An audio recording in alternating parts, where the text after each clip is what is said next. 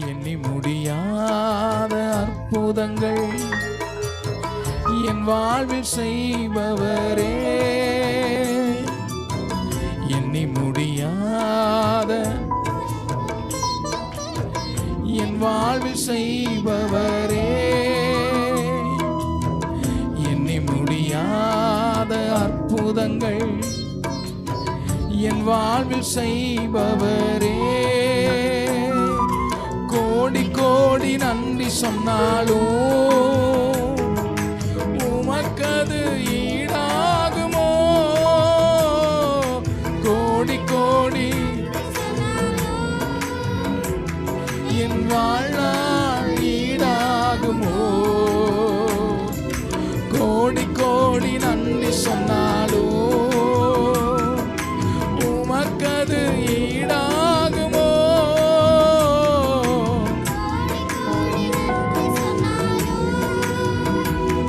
என் வாழ்நாள் ஈடாகுமோ?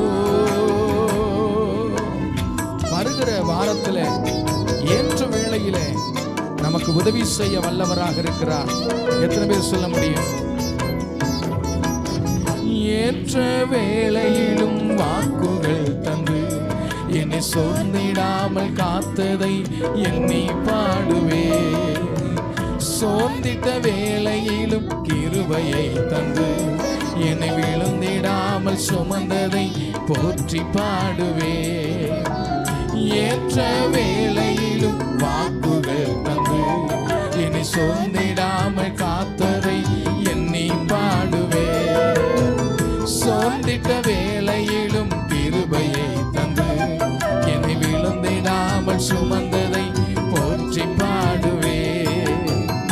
இடைவிடாமை காத்தீரையா, உந்தன் வார்த்தையால் நடத்தினீரையா.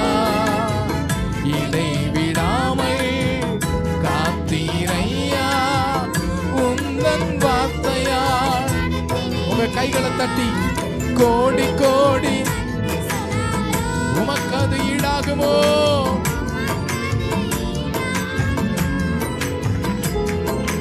கோடி கோடி நன்றி சொன்னாலும் என் வாழ்நாள் ஈடாகுமோ? கோடி கோடி உமக்கது ஈடாகுமாப்பா? ஒவ்வொரு நொடி பொழுதும் அற்புதம் செய்கிறாரே. என் வாழ்நாள் ஈடாகுமோ? தனிமையிலே நான் அழுத போதெல்லாம் ஒரு தாயை போல தேற்றினதை ஒவ்வொரு நாளும் நான் மறக்க மாட்டேன். குறைவற்ற நேரமெல்லாம் கிருபையை தந்த தேவனை நான் மறக்கவே மாட்டேன். ஏன்னா என்னை தாயை போல தேற்றுகிறவர், தகப்பனை போல சுமக்கிற கர்த்தர். எத்தனை பேர் நம்பிக்கையோடு சொல்லுவீங்க? இதுவரை என்னை நடத்தினவர் இனிமேலும் என்னை நடத்த வல்லவராக இருக்கிறார். நம்பிக்கையோடு என்னோடு இணைந்து தனிமையிலே நான் அழுத போதெல்லாம் என்னை தேற்றின கர்த்தரை பாடுவேன் என்று சொல்லி உங்க கைகளை தட்டி சொல்லலாமா? தனிமையிலே நான் அழுத போதெல்லாம் ஒரு தாயை போல் தேற்றினதை எண்ணி பாடுவே. தேவையில் நான் திகைத்த போதெல்லாம் ஒரு தகப்பனை போல் தாங்கியதை போற்றி பாடுவே. தனிமையிலே நான் அழுத போதெல்லாம் ஒரு தாயை போல் தேற்றியதை போற்றி பாடுவே. தேவையில் நான் திகைத்த போதெல்லாம் ஒரு தகப்பனை போல் தாங்கியதை. குறைவுகளெல்லாம் கிருபையை தந்து என்னையும் வெறுக்காமே. குறைவுகளெல்லாம் கிருபையை தந்து என்னையும் வெறுக்காமல் நேசித்தீரையா. கோடி கோடி நன்றி சொன்னாலோ உமக்கது ஈடாகுமோ? கோடி கோடி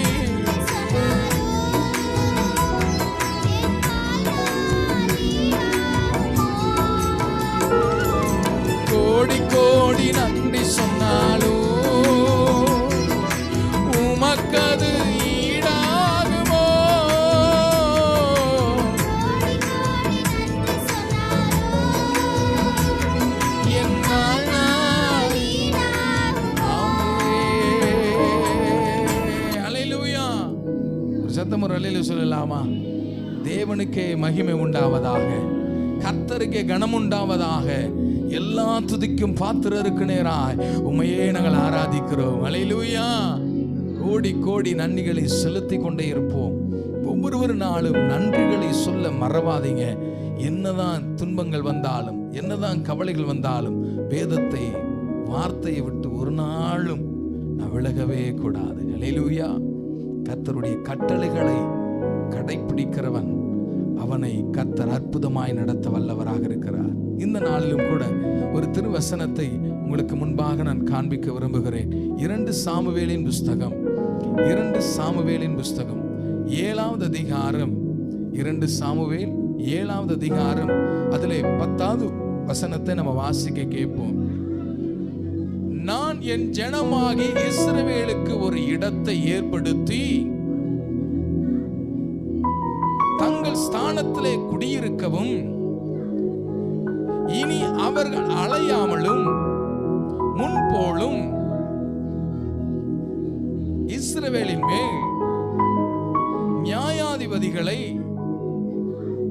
நாள் வரை நடந்தது போலும் நியாய கேட்டின் மக்களால் இனி சிறுமைப்படாமலும் இருக்கும்படி அவர்களை, எல்லாரும் சொல்லுங்க, கர்த்தர் என்னை நாட்ட வந்திருக்கிறார். அல்லேலூயா.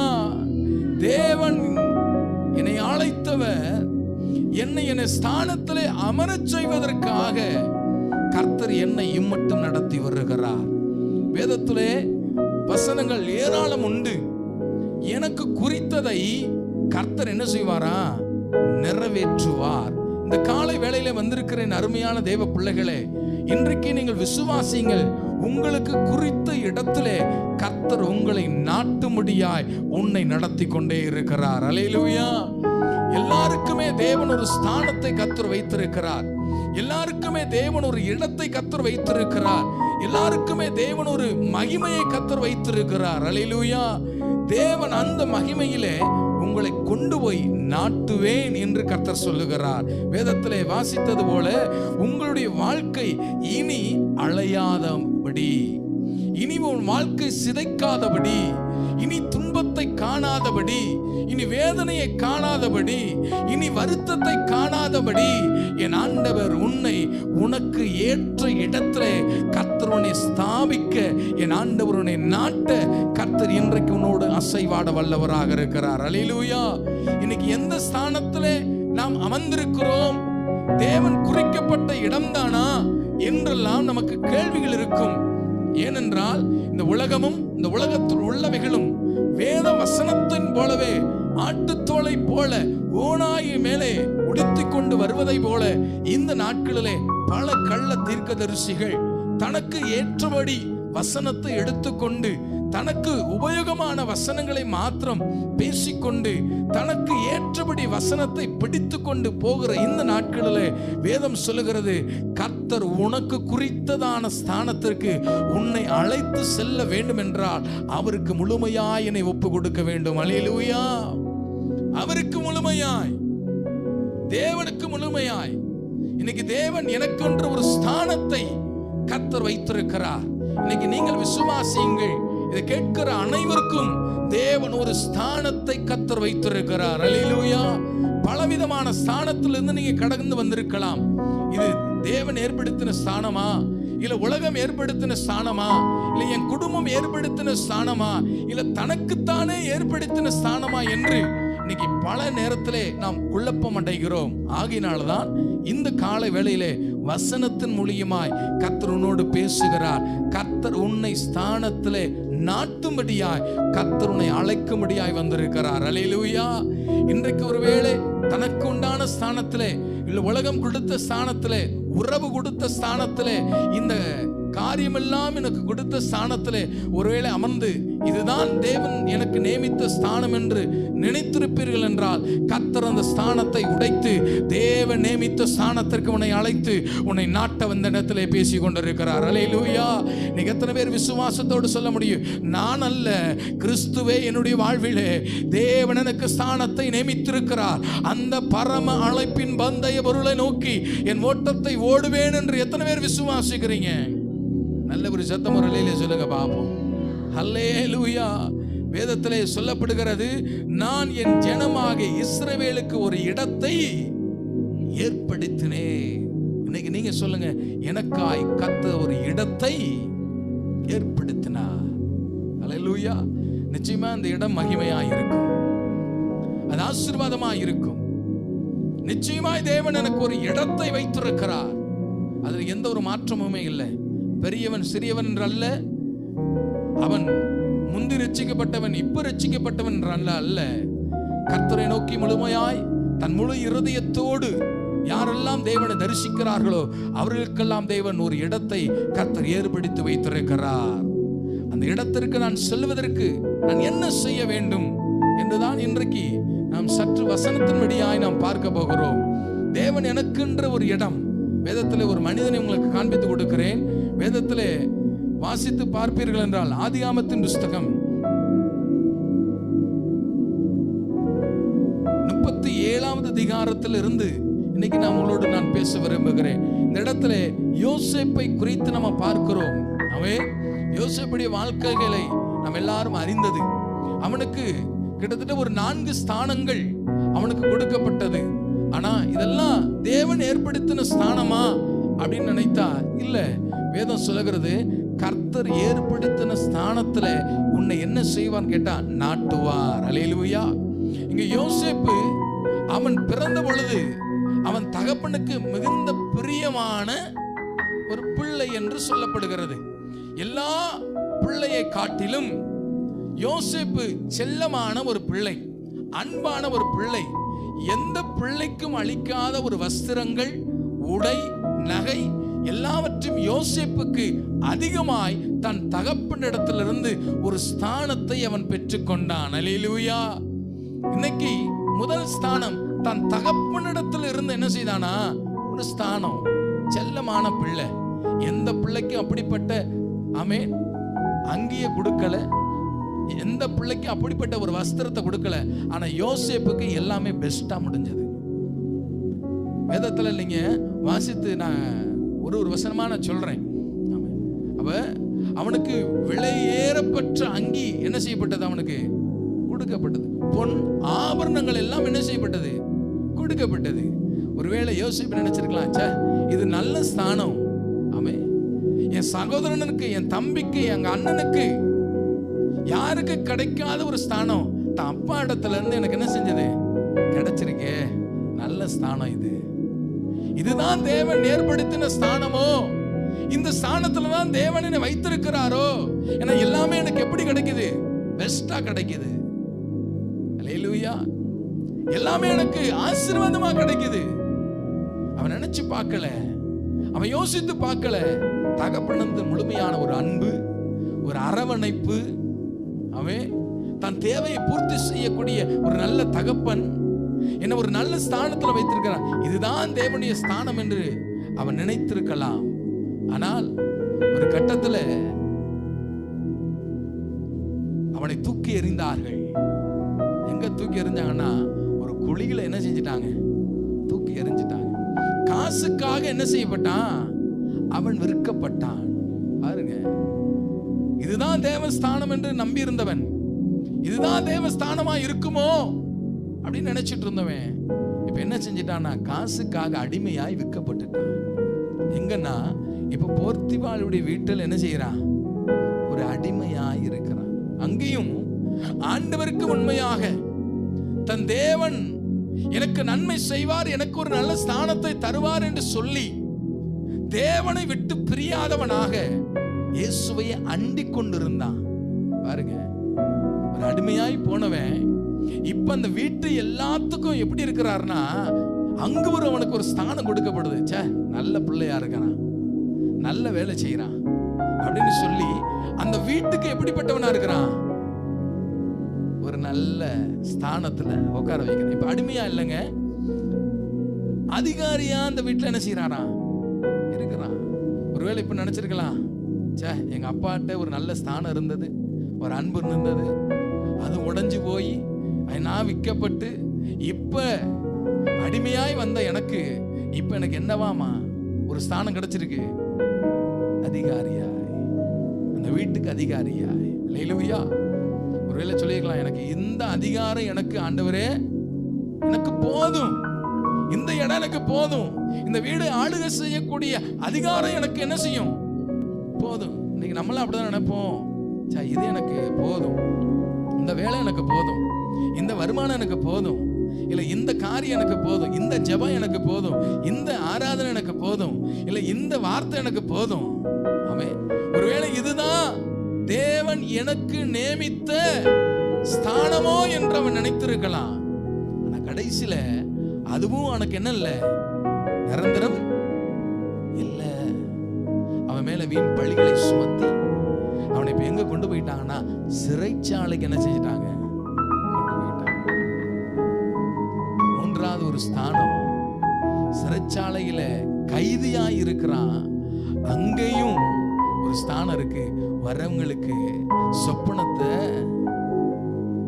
விளக்கம் கொடுக்கிற ஒரு ஸ்தானம். யாருக்கும் அந்த அதிகாரம் இல்லை, யாருக்கும் அந்த டேலண்ட் இல்லை. இவனுக்கு அவனிடத்துல வருகிறவங்களுக்கு எல்லாம் என்ன செய்யறான், சொப்பனத்தை வியாக்கியானம் பண்ணி சொல்லுகிறான்.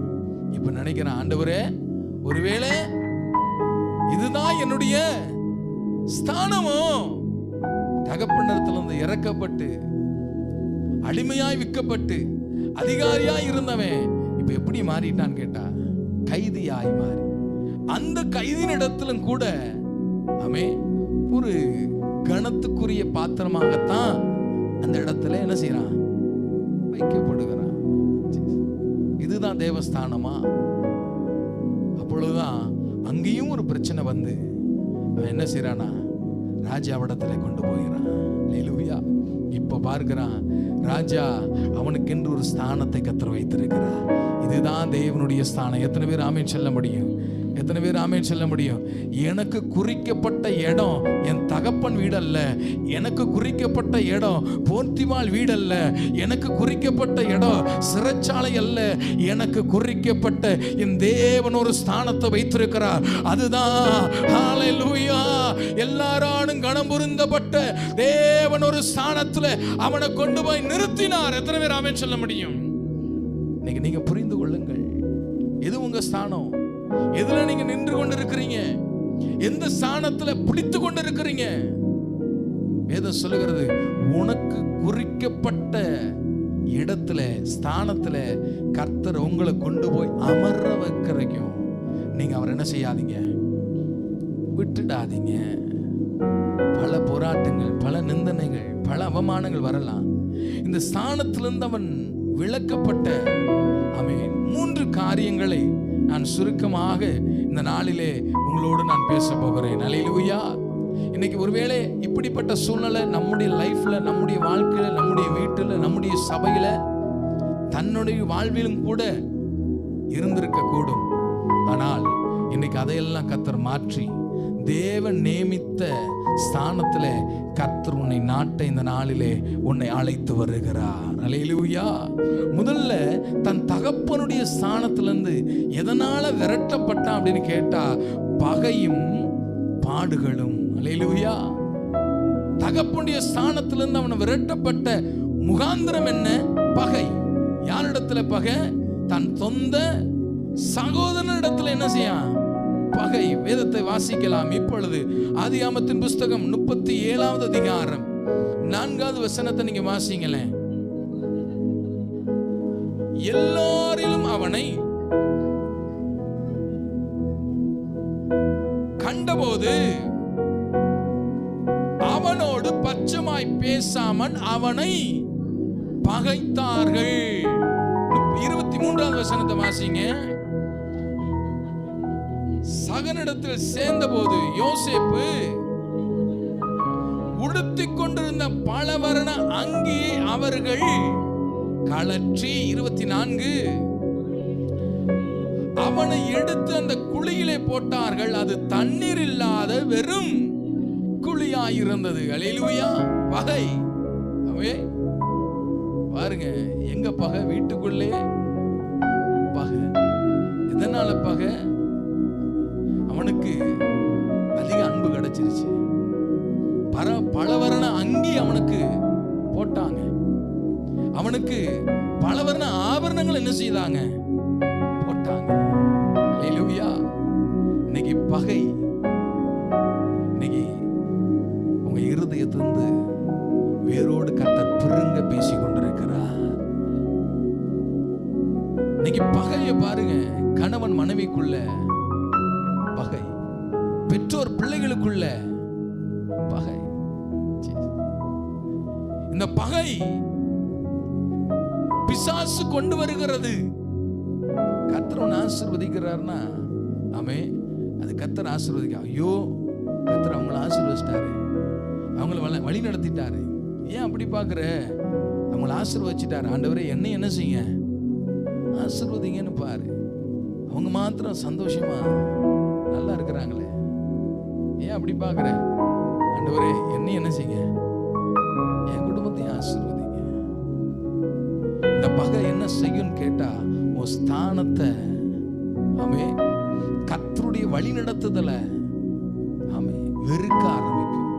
பாருங்க, சகோதரர்கள் எல்லாம் கர்த்தர் அவனோடு இருக்கிறார் என்பதை அறிந்து கொண்டு, அவனோடு தன் தகப்பன் பாசமாய் நேசமாய் இருக்கிறதை அறிந்து தாங்க முடியல. பகை. அல்லேலூயா.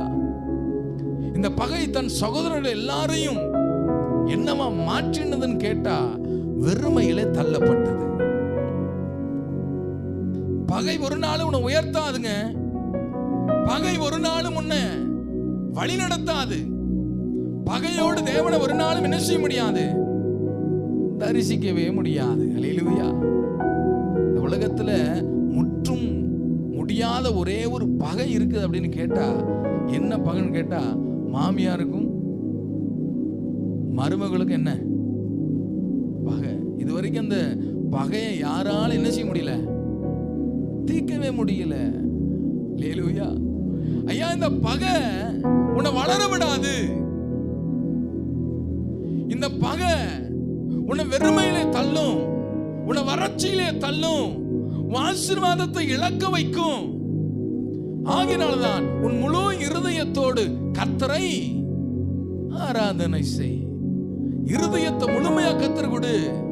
உன் இருதயத்துல பகையோடு கர்த்தரை ஒரு நாள் என்ன செய்ய முடியாது, ஆராதிக்க முடியாது. பாருங்க, எல்லாத்துக்கும் தெரிந்த ஒரு வேத பகுதி தான்.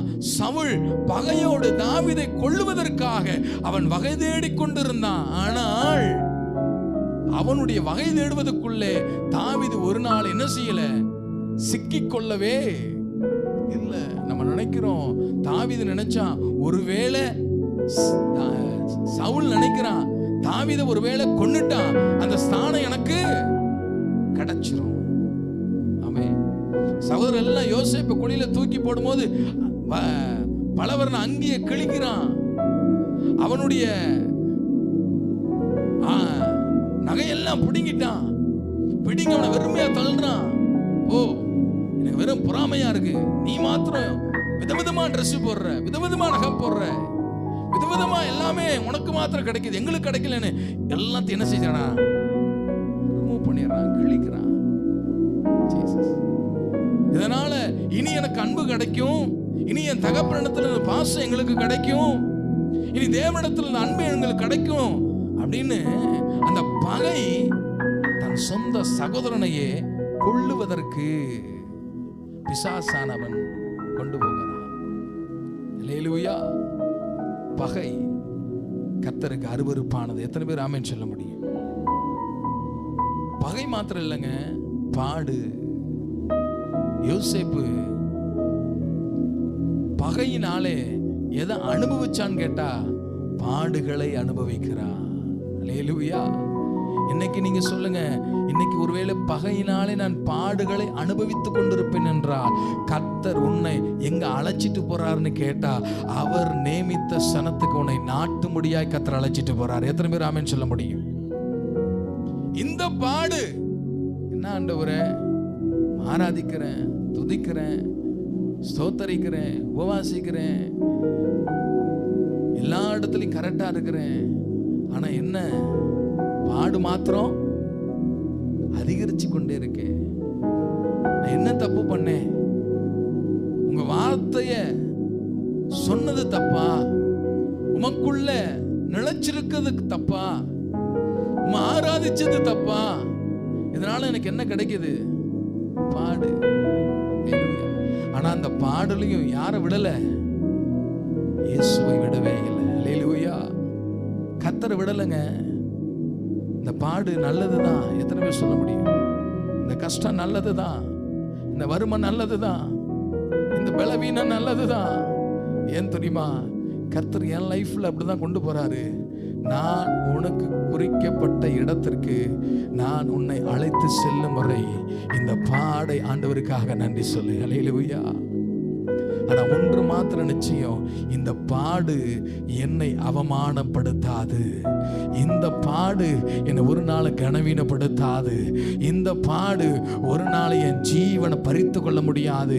எத்தனை பேர் நம்பிக்கையோடு சொல்ல முடியும்? இனி எத்தனை பாடுகள் வந்தாலும் ஊழியத்தை கர்த்தர் நடத்தி கொண்டே இருப்பா, சபையை கர்த்தர் நடத்தி கொண்டே இருப்பா, ஆத்துமாக்களை கர்த்தர் நிரம்ப செய்து கொண்டே இருப்பா, ஆத்துமாக்களினாலே கர்த்தர் சபை நடத்தி கொண்டே இருப்பா. எத்தனை பாடுகள் நேமிட்டாலும் இயேசுவின் ஊழியத்தை ஒரு நாள் என்ன செய்ய முடியாதா? நிறுத்தவே முடியாது. அவன் கர்த்தர் எங்களுக்கு முன்னே கடந்து போகிறார். ஆனா ஒன்று மாத்திரம் நிச்சயம், சபையை எந்த இடத்துல கர்த்தர் நாட்டணுமோ அந்த இடத்திற்கு கர்த்தர் நாட்டும்படியாய் அழைத்து போகிறார். பல பேர் பல கருத்துக்களினாலும், பல பேர் பல சொற்களினாலும், ஒருவேளை பாடுகளை சபையிலே சுமத்தினாலும், வேதம் சொல்லுகிறது கர்த்தர் ஒரு தேசத்தை, ஒரு இடத்தை கர்த்தர் இந்த சபைக்காய் கர்த்தர் வைத்திருக்கிறார். கர்த்தர் கொண்டு போய் கொண்டே இருப்பார். எத்தனை பேர் ஆமென் சொல்ல முடியும்? அல்லேலூயா. பாடுகளை நினைச்சு ஒரு நாள் என்ன செய்யாதீங்க? சோர்ந்து போகாதீங்க. இந்த பாடலும் கர்த்தர் உனக்கு ஸ்தானத்தை கர்த்தர் கொடுக்க வல்லவராக இருக்கிறார். எத்தனை பேர் அதை விசுவாசிக்கிறீங்க? விசுவாசிக்கிறவங்க மாத்திரம் ஒரு அல்லேலூயா சொல்லலாமா? அல்லேலூயா. உன் வஸ்திரத்தை பிடுங்கினாலும் சரி, உன் வருமானத்தை பிடுங்கினாலும் சரி, உன் காரியங்கள் எல்லாம் பிடுங்கி போட்டாலும் சரி, கவலைப்படாத. கர்த்தர் ஒரு ஸ்தானத்தை கர்த்தர் ஏற்படுத்துவா, உன்னை கனப்படுத்துவா, உன் தலையை கர்த்தர் உயர்த்துவார். எத்தனை பேர் அதை விசுவாசிக்கிறீங்க? விசுவாசிக்கிறவங்க மாத்திரம் ஒரு அல்லேலூயா சொல்லலாமா? அல்லேலூயா. இரண்டாவது ஒரு ஸ்தானம் போர்த்திபாளுடைய வீட்டிலே ஆமே ஒரு ஸ்தானத்தை கர்த்தர் கொடுக்கிறார். போர்த்திபாளுடைய வீட்டுல என்ன ஸ்தானம்னா அதிகாரியின் ஸ்தானத்தை கர்த்தர் கொடுக்கிறார். அந்த வீட்டை அதிகாரம் பண்ணக்கூடிய ஒரு ஸ்தானம். இந்த ஸ்தானத்திலிருந்து எதனால அவன் விரட்டப்பட்டான்னு கேட்டா, பாவமும் பழிச்சொல்லும் அவன் பேரிலே வந்ததனாலே இந்த அதிகாரத்தின் ஸ்தானத்தை விட்டு என்ன செய்யப்பட்டான்? விரட்டப்படுகிறான். அல்லேலூயா. அதிகாரம். வேதத்தை அதே ஆதியாகமத்தின் புஸ்தகம் 39வது அதிகாரம் 6வது வசனத்தை நீங்க வாசித்து பாருங்க.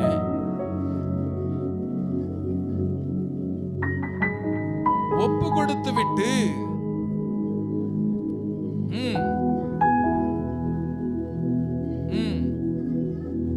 விசாரியாதிருந்தான். யோசேப்பு அழகான ரூபமும் சௌந்தரியமும் முக உள்ளவனாயிருந்தான். சில நாள் சென்ற பின்பு எஜமானுடைய மனைவி யோசேப்பின் மேல் கண் கொண்டு என்னோடு சயனி என்றான். இணங்காமல் அவளை நோக்கி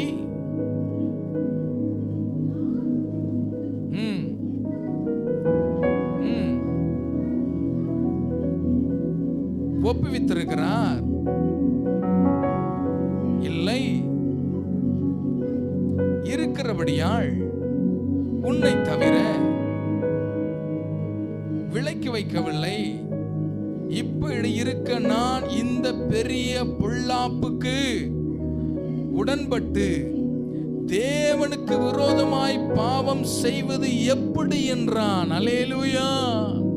ஒரு அதிகாரத்தின் ஸ்தானத்தின் அவனுக்கு கிடைத்தது. ஒருவேளை இதுதான் தேவன் கொடுத்த ஸ்தானமோ என்று அவன் நினைத்திருப்பான் என்றால், இந்த ஸ்தானத்துல ஆண்டவரே வேற எந்த இதுவும் இல்லை, எங்க அண்ணன் தம்பி தான் என்ன செஞ்சிட்டான், ஏமாத்திட்டான். இப்ப அடிமையாய் வந்த இடத்துல எனக்கு இந்த வீட்டை ஆளக்கூடிய எல்லா அதிகாரமும் எனக்கு கிடைத்திருக்கிறது, எனக்கு இந்த ஸ்தானம் போதும். அல்லேலூயா.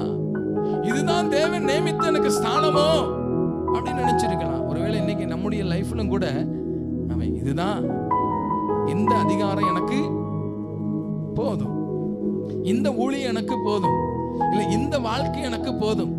ஒருவேளை நம்ம நினைக்கிறோம் இந்த ஜெபம் எனக்கு போதும், இந்த வேத வாசிப்பு எனக்கு போதும், இந்த வேலை எனக்கு போதும், இந்த வருமானம் எனக்கு போதும் அப்படிலாம் நம்ம என்னத்தை நினைச்சிருக்கலாம். இதுதான் ஒருவேளை ஆண்டவர் பாட அனுபவிச்ச எனக்கு இப்போ ஒரு அதிகாரத்தை என்ன செஞ்சிருக்கிறாரு, கொடுத்திருக்க. எனக்கு இது போதும். சில பேர் இதை விட்டு என்ன செய்ய மாட்டாங்க, வெளியே வரவே மாட்டாங்க.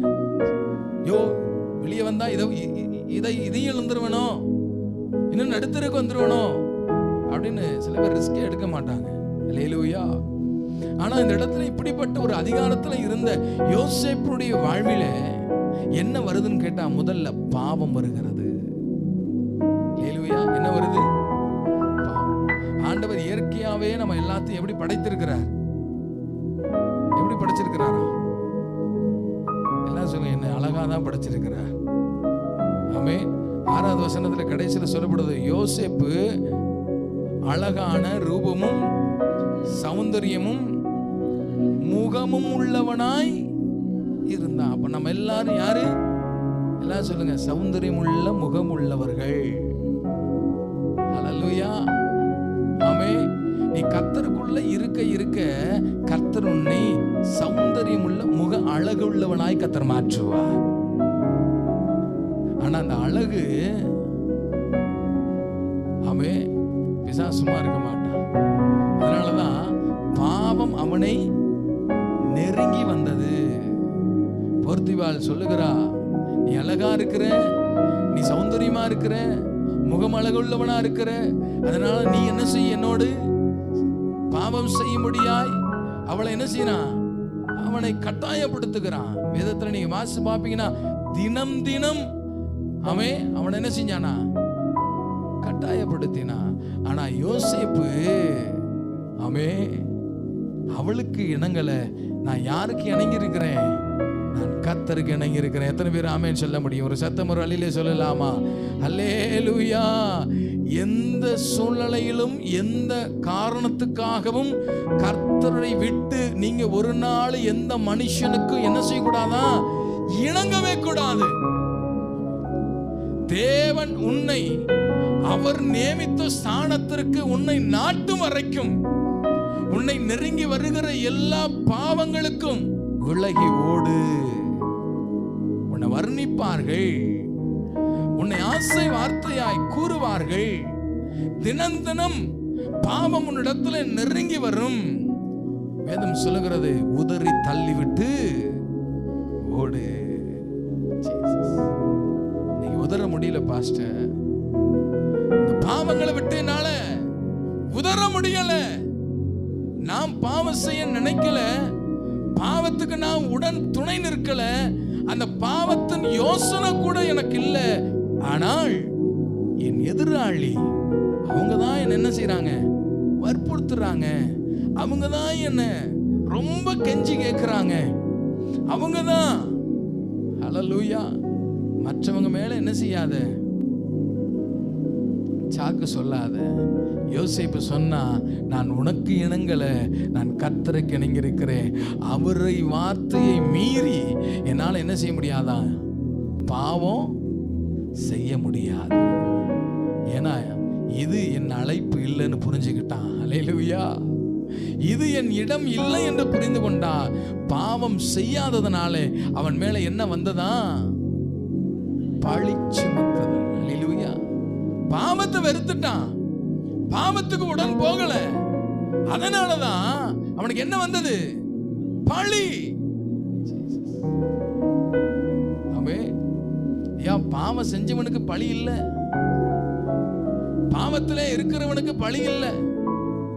அதனாலதான் வேதம் அழகா சொல்லுகிறது, நீதிமான்கள் ஆமே கர்த்தருக்கு பிரியமுள்ளவர்கள். ஏன் தெரியுமா? நன்மை செய்தும் இதான் அனுபவிக்கிறாங்க. தீமைய நல்லாதான் சமைச்சு கொடுக்கிறேன், நல்லாதான் பார்த்துக்கிறேன், நல்லாதான் நடக்கிறேன், ஆனா என்ன வருது? பழி. ஆண்டவருக்கு உண்மையாதான் இருக்கிற, பயத்தோடு தான் செய்கிற, ஒவ்வொரு காரியத்தையும் பயத்தோடு கர்த்தருக்கு உண்மையாய் செய்கிற, என்ன வருது? அல்லேலூயா. பழி. இந்த பழி தாங்க முடியலங்க. பாவம் செஞ்சுட்டு கூட பழிய என்ன செஞ்சுக்கலாம்? ஏற்றுக்கொள்ளலாம். அது கூட ஒரு விதத்துல அவன் ஒரு மாதிரியா போயிரும். ஆனா நன்மை செய்து இன்னைக்கு நிறைய குடும்பத்துல தான் அனுபவிக்கிறீங்க. பழி. செய்யாத தப்புக்கு கேட்கல பழி, சொல்லாத வார்த்தைக்கு பழி, பழி மேல பழி. அல்லேலூயா. ஆனா எத்தனை பழிகள் வந்தாலும் கர்த்தர் அவனை விட்டு விலகல, அவனும் கர்த்தரை விட்டு விலகல. நீங்க எத்தனை பேர் சொல்ல முடியும்? எத்தனை பழிகள் வந்தாலும் இயேசுவை விட்டு நான் விலகுவதே அல்ல, இயேசு என்னை விட்டு விலக மாட்டார். எத்தனை பேர் விசுவாசத்தோடு சொல்ல முடியும்? சத்தமா நாவுகள் எனக்கு எதிராய் சாட்சிகள் சொன்னாலும் வாதாட நீருண்டு, ஒருபோதும் கலக்கமில்ல. நாவுகள் எனக்கு எதிராய் சாட்சிகள் சொன்னாலும் வாதாட நீருண்டு, ஒருபோதும் கலக்கமில்ல. நீங்க தான்ப்பா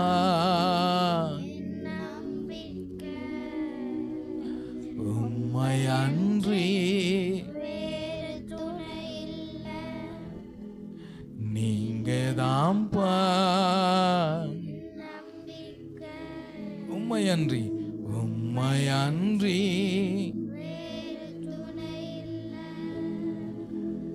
கலங்கின நேரங்களில் கை தூக்கி எடுத்தவரே, கண்ணீரின் பள்ளத்தாக்கு என்னோடு இருப்பவரே, கலங்கின நேரங்களில் கை